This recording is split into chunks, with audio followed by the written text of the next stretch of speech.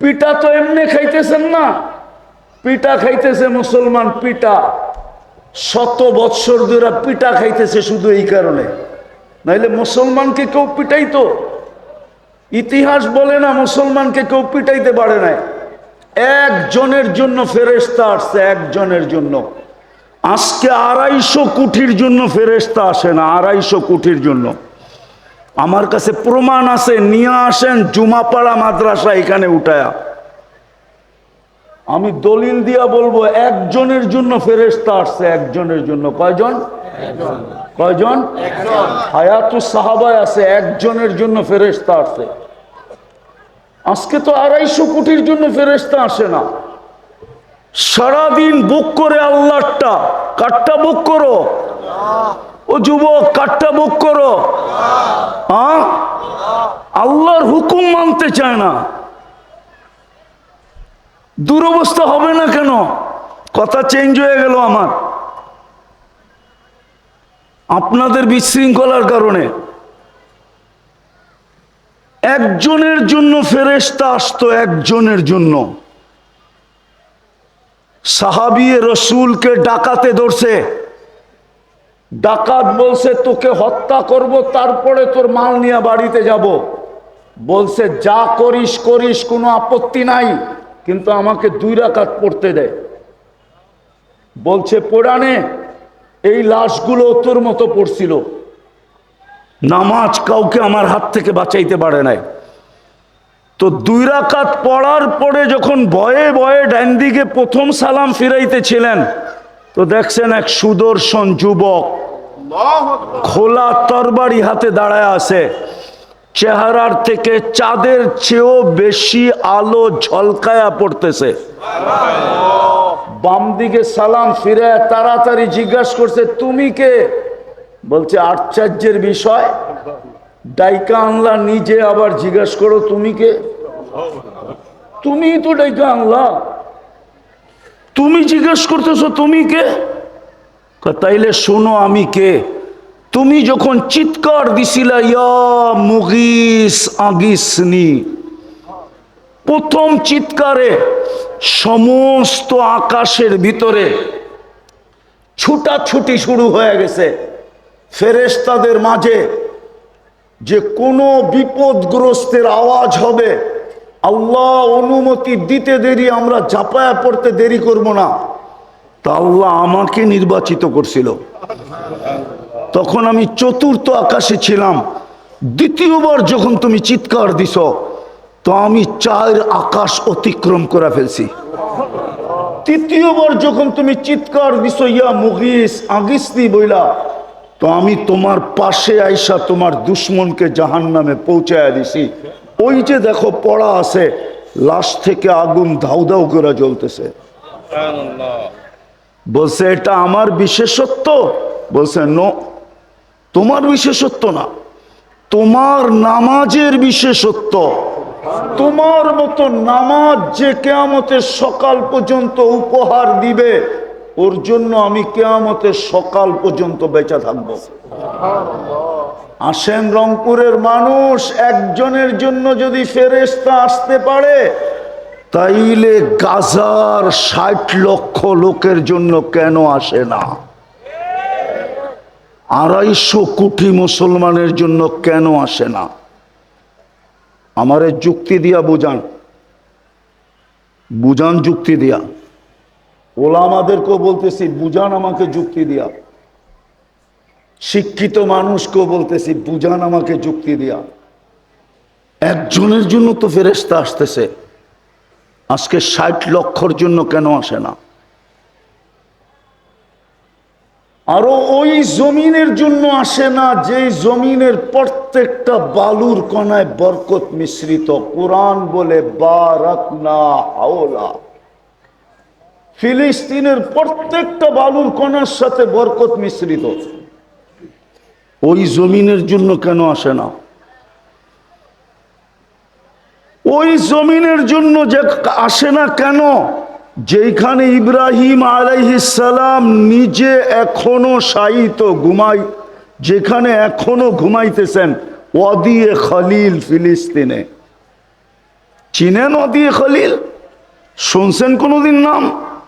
ইব্রাহিম আলাইহিস সালাম যেখানে ঘুমাইতেছেন ওই জায়গাটার নাম হইল ওয়াদি খলিল।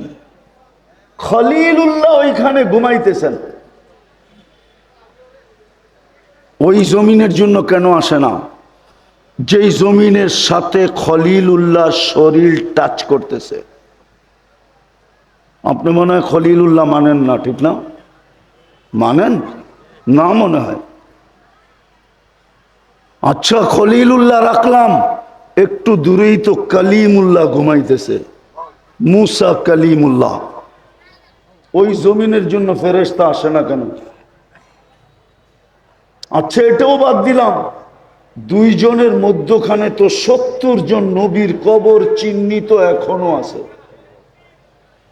70 জন নবী যেখানে ঘুমাইতেছে ওইখানের জন্য আসে না কেন? আচ্ছা, এটাও বাদ দিলাম, কিতাব তো বলে দিয়ারুল আম্বিয়া, সমস্ত নবীদের দেশ, বেশিরভাগ নবীদের দেশ হলো ফিলিস্তিন। ওই জমিনের জন্য ফেরেশতা আসে না কেন? আচ্ছা, এটাও বাদ দিলাম, একটা একটা করে বাদ দিতেছি। এটাও বাদ, যেইখানে দুজাহানের বাদশাহ সশরীরে পা রাখলেন মেরাজের রাত্রে, সশরীরে যেখানে মুহাম্মদুর রাসূলুল্লাহ সাল্লাল্লাহু আলাইহি ওয়াসাল্লাম পা রাখলেন, পা যার হাতের ছোঁয়া লাগলে আর দুনিয়ার আগুন সুতা পোড়াইতে পারে না, যেই জমিনে উনি পা রাখলেন, পা, ওই জমিনে ফেরেশতা আসে না কেন? যেখানে উনি ইমামতি করলেন ওইখানে কেন আসে না? উনি তো ওইখানে ইমামতি করলেন, নামাজ পড়াইলেন। ভুল বলতেছি? যেই রাত্রে ১.৫ লক্ষ নবী সশরীরে বাইতুল মুকাদ্দাসে সম্মেলনে অংশগ্রহণ করছেন, ১.৫ লক্ষ নবীদের পা সশরীরে যেখানে লাগছে, সশরীরে লাগছে, ওই জমিনের জন্য ফেরেশতা আসে না কেন? আমি তো চোখে দেখা বলতেছি, আমি তো 14 বছর আগে ফিলিস্তিন গেছি, এখন 15 বছর চলতেছে। আমি তো চোখে দেখা বলতেছি আপনাদেরকে, এগুলা কিতাব থেকে না। কিতাব থেকে বললে কেউ বলবে জয়ীফ না কবি। আমি কিতাব রাখলাম, চোখ দেখে, চোখে দেখা বলতেছি। ফেরেশতা আসে না কেন? কেন ফেরেশতা আসে না? 1 বৎসর 1.5 বৎসরের উপর হলো, কেন আসে না? অথচ ওই মানুষগুলা, ও আরেকটা রয়ে গেছে যেখানে 45,000 সাহাবাদের কবর। কত কত চিনেন সাহাবা না চিনেন না? আরে চিনেন সাহাবা কাদেরকে বলে? উম্মত সাহাবাও চিনে না। শুধু এতটুক ছিলেন, কুল্লুন ওয়াদাল্লাহুল হোসনা, যাদেরকে কোরআন বলে প্রত্যেকের সাথে আল্লাহর জান্নাতের অঙ্গীকার, যারা সব জান্নাতি, আল্লাহ গ্যারান্টি দিছে, তাদের কবর হলো 45,000। ওই জমিনে কেন ফেরেশতা আসে না? কেন আসে না? অথচ সব বন্ধুর ভাষায় কথা বলে। ফিলিস্তিন তো আরব, বন্ধুর ভাষায়, বন্ধুর ভাষায়, বন্ধুর ভাষা কি? আরবি ভাষায় কথা বলে। যারা কোরআনের ভাষায় কথা বলে, যারা জান্নাতের ভাষায় কথা বলে, কেন ফেরেশতা আসে না? 250 কোটি মুসলমান সারা দুনিয়ায়, মুসলমান এত নির্যাতিত কেন? এত নিষ্পেষিত কেন? এত ঘৃণিত কেন? এত অবহেলিত কেন? এত দীক্ষিত কেন? এত বঞ্চিত কেন? এত অপছন্দনীয় কেন?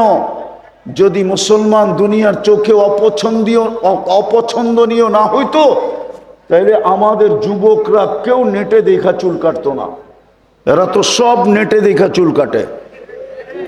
জিজ্ঞাসা করেন, এইবার ঈদে 400 টাকার কমে কেউ চুল কাটতে পারে না। জিজ্ঞাসা করেন,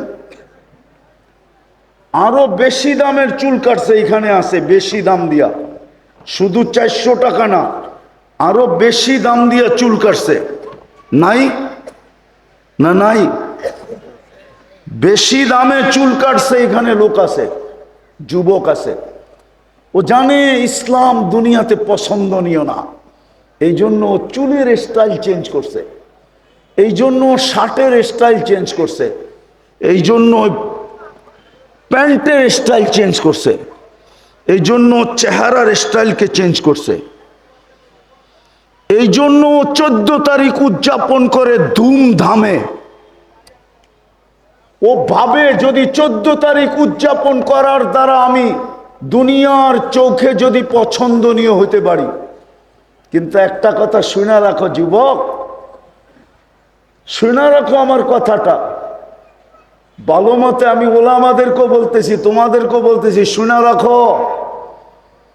যার কানে জন্মে লগ্নে আজান একামত দেওয়া হয়েছে, তুমি যতই ওদের রঙে রঙিন হও, কোনদিন মুসলিম দুনিয়ার বাহিরের দুনিয়া তোমাকে কোনদিন পছন্দ করবে না, না, না, না, না। তোমাকে কোনদিন পছন্দ করবে না। চ্যালেঞ্জ আমার সাথে, তুমি আর আমাকে কতটুক মিডিয়া দিয়ে বুঝাবা, তুমি আর মনীষীদের লেখা দিয়ে আমাকে কতটুক বুঝাবা। আমি দুনিয়া ঘুরতে ঘুরতে বুড়া হয়ে গেছি। আমি 103টা এমিগ্রেশন দেখছি, 103টা দেশের। তোমাদের উন্নত দুনিয়া আমি শুধু নিউজিল্যান্ড দেখি নাই, আর দুনিয়ার কোনো উন্নত দেশ নাই যেটা আমি না দেখছি। দুনিয়াতে মাত্র 7টা মহাদেশ, আমার 7টা দেখা শেষ। আমি অহংকার করে বলতেছি না, বৎসরে এরকমও দিন যায় আমি 3 বেলা 3 মহাদেশে খাই। নাস্তা এশিয়ায় করলে দুপুরের খানা ইউরোপে হয়, ইউরোপের দুপুরে হইলে রাত্রের খানা আমেরিকা মহাদেশে হয়। দুটা তো হয়ই হয়। সকালে এশিয়ায় খাইলে দুপুরে যায়, রাত্রের খানা যায় অস্ট্রেলিয়ায় হয়। তুমি আমাকে মিডিয়া দিয়ে বুঝাইতে পারবে না। আর আমি জানি তোমাদের কাছে ইসলাম অপছন্দনীয়, নাইলে তোমার চুলের স্টাইল এরকম কেন হইতো?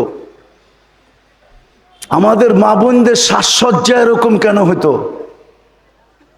মা বোনদের কাছে ইসলাম পছন্দনীয় না, আমাদের শিক্ষিত সমাজের কাছে ইসলাম পছন্দনীয় না। যদিও ও অ্যানালাইসিস করে না, ও চিন্তা করে না যে আমার আগে যেই পাসপোর্টটা দিল ইমিগ্রেশনে, ওকে তো কিচ্ছু বললো না, শুধু পাঞ্চ করলো আর দিয়া বলল, sir you are go, sir তুমি চলে যাও। আমার পাসপোর্টটা নিয়ে আমাকে আধা ঘন্টা কেন জিজ্ঞেস করলো?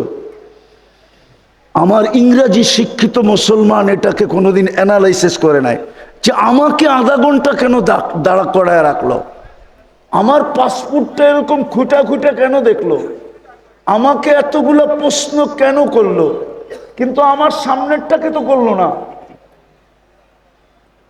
একই তো পাসপোর্ট, আমারটাও তো আমেরিকান, ওরটাও তো আমেরিকান, পার্থক্য এতটুকু, ও খ্রিস্টান আমি নামে মুসলিম, ও হোয়াইট আমি একটু শ্যামলা, আমাকে এতক্ষণ জিজ্ঞেস করলো কেন? আমাদের শিক্ষিত মানুষগুলো এটা অ্যানালাইসিস করে না। ও অ্যানালাইসিস করলে ওর বিবেকের পর্দা ওই সময় খুলে যেত যে আমাকে এতক্ষণ জিজ্ঞেস করলো কেন। করে না। দেখি আমরা, আমাদের সাথে সফর হয় তো আমরা দেখি আর মুস্কি মুস্কি হাসতে থাকি। কি করব? কেন ওর বিবেকের পর্দা খোলা। সব মোবাইলে সব প্রোগ্রাম থাকে না। আমি মনে করি ওর মাথায় এই প্রোগ্রাম নাই, এই জন্য অ্যানালাইসিস করতে পারে না। ওর মাথায় যদি প্রোগ্রাম থাকতো তো বাহির হয়ে চিন্তা করতো আর দ্বিতীয় দিন নিজেকে চেঞ্জ করে ফেলতো। বলতো আমি ওর রঙে রঙিন হওয়ার পরেও যদি আধা ঘন্টা জিজ্ঞাসা করলো, তাহলে আমি ওর রঙে রঙিন হব তো হব কেন? আমি তো আমার আসল রূপে রঙিন হব। তো যেটা বুঝাইতেছিলাম, কেন 250 কোটি মুসলমান নির্যাতিত, নিষ্পেষিত? কেন যুবক তুমি ইসলামকে পছন্দ করো না? তোমাদের মন বলে তুমি ইসলামকে লাইক করো না, অথচ 14 তারিখ উদযাপন করো ওদের চেয়ে ধুমধামে। এইখানে আছে যুবক, একজনও নাই যে স্যাক না খাইছে, চেহারায় বলে। 14 তারিখে ফুলও দিছে, হোটেলেও খাওয়াইছে, পার্সেলও দিছে, তারপরও স্যাক খাইছে।